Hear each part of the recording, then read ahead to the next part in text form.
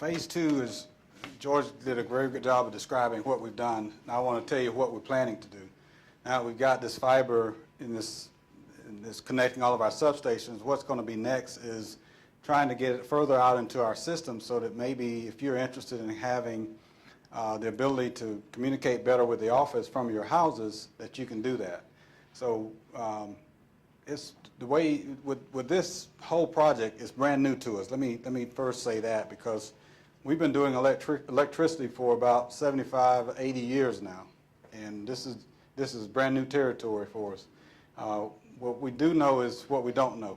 We know that we don't know much about fiber, so we're slowly getting into this, and we're starting out with a beta project, a beta test pilot, and that will test some equipment close to our office to try to hook up about 60 of our member owners that live close to our office to see if we can get internet service into their houses and put some devices in there to see if they can save the dollars that George was talking about. And then we're going to do this on an evaluation trial basis over about 60 days to test the viability of that. And that's the very first part of the pilot. The second part of it is going to get into a more full-blown operational pilot to see if since the equipment works, we know that the equipment works, now how can we actually get into practicing how we could operate an internet service business so that we can provide the same type of reliable service through the internet service that we do with our electric service. So that would be next. That would expand to about 750 people moving further out into Hertford and Bertie counties, and trying to just streamline the operations and make sure we do a very good job for you. After we're satisfied, before I get into that, this shows a map of the area. Again, here's the office. These are some houses that will be coming along 561. You all know where I'm talking about, right? Coming back towards Rich Square from Ahoskie. So these will be our test sites that we'll be testing this equipment, testing to see how it works, what kind of speeds we can get, and if the devices in the homes can actually save our member owners some money. And that's really what this is all about. So once we get past that, and you get to a point of, okay, we know the equipment works, we know that these tests we run with this smaller group of member owners is tested out okay, now we're ready to go into full deployment. If all of those first two steps work, we feel like we're going to be in a position to deploy this throughout our whole territory. Northampton County, every county that we serve, Bertie, Gates, Hertford, Halifax, we want to bring this service to every county that we serve and every member that's in those counties. So our entire service territory will be covered. We'll be in a position by the beginning of next year, in about 8 months from now, we'll know, we would have tested all of this to know whether we're in a position to move forward. If all these smaller projects fail, what we'll know is that we've tried something that won't work. But our hope is, and our anticipation is, that it's going to work. And once we're satisfied with that, by January of next year, we'll be in a position to say, okay, we're ready to really make this happen across our system. Now, what does that really mean? It means that we would have selected the right partners, because earlier I said we don't know much about this business. So we've decided to bring a couple of partners in with us to help us figure this out. And the two companies are ECC Technologies. They're our owner's agent. They're helping us navigate through this to make sure we do things right. We don't waste a lot of your money and resources trying to do something that we're not familiar with. And then we have another company called Skyrunner from Asheville, North Carolina. They have actually operated the type of network that we're trying to deploy.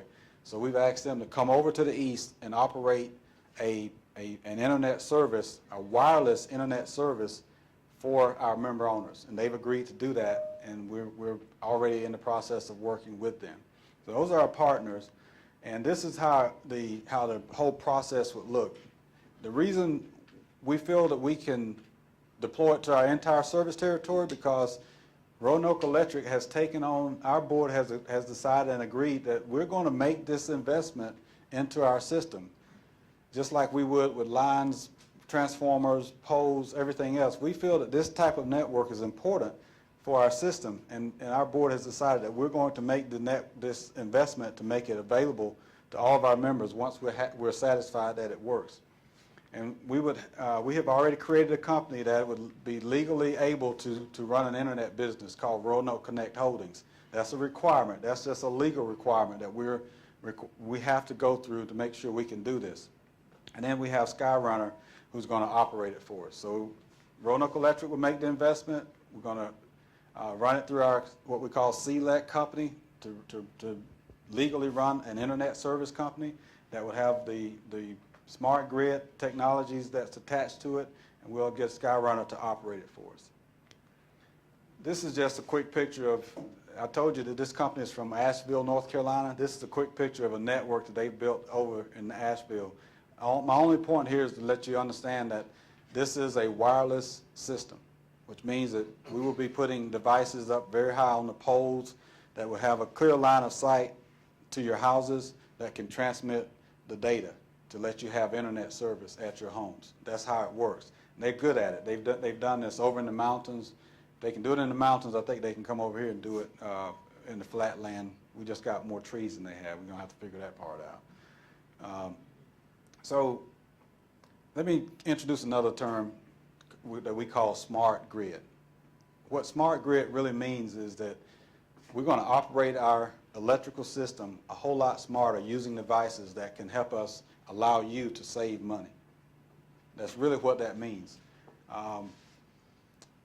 Our territory has very limited dependable internet service, so we know just from a couple of examples that most of our member owners do not have high-speed internet access available to them. So that's even more of a reason that we want to begin to invest in our system so that you can have that. And what we really will get down to is having what we call a utility of the future.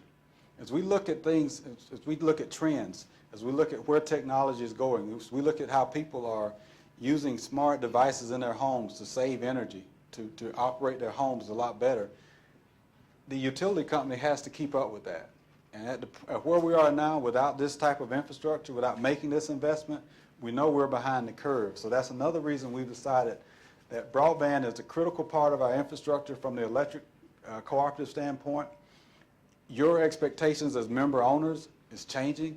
There are things that you want, if not you, your grandchildren want inside of your homes. Because we've been told a lot of times that grandkids don't even want to come back home if there's not an internet connection. Any truth to that? Okay, I thought so. And we must establish services on your side of the meter to help you save dollars inside of your home. Let me talk a little bit more specifically about what that means. Here are some common features of what we call the utility of the future. There are a lot of services. George has mentioned a few of them. Keeping your lights on is totally built into our whole mission. We know you want dependable electric service. It's gotten better, but it can get a whole lot better. And we're not going to be happy until it's state of the art where you have minimal trouble keeping your lights on. So this type of investment that we're talking about making is going to really allow us to do more of that, identify and even predict outages before they happen. We're going to also, we've been talking about pocketbook issues. I don't think there's a person in this room who would not want to save a few more dollars on your monthly budget. Am I right? Yeah. We realize that. You tell us often, and we hear you. As Mr. Cherry was saying earlier, you tell us that you want your costs to be down, and we've been listening attentively to you. So we put some programs in place like the rewards discount programs where you'll hear more about this later. We put programs in place that you can handle your bills a lot more efficiently without having to get in the car and drive. So we put these services in place, but they're just there because you don't have connectivity to use them. So this missing piece of the puzzle is the broadband connectivity that we're trying to put in place. Wholesale power cost reductions. We buy power from another company in Raleigh, and there's a big cost to that. And the more we can reduce that cost, the more we can pass those cost savings on to you by way of your rates. And we're very focused on that. And so this network that we're looking at, the smart thermostats that George mentioned, the water heater controls, those are devices that we're going to actually through this pilot, we're going to give you to put in your homes as you sign up for broadband service from us, we're going to give you those devices because they can help all of us save money. So, and they won't cost you any comfort or any cause you any discomfort in your home. So we want to make sure you understand what those are, and we'll be talking about those later. But the point I want to leave you with is that none of this will happen without us making this investment into broadband. That's what this whole Roanoke Connect project is really about, because we know that there's a big gap that we've got to fill.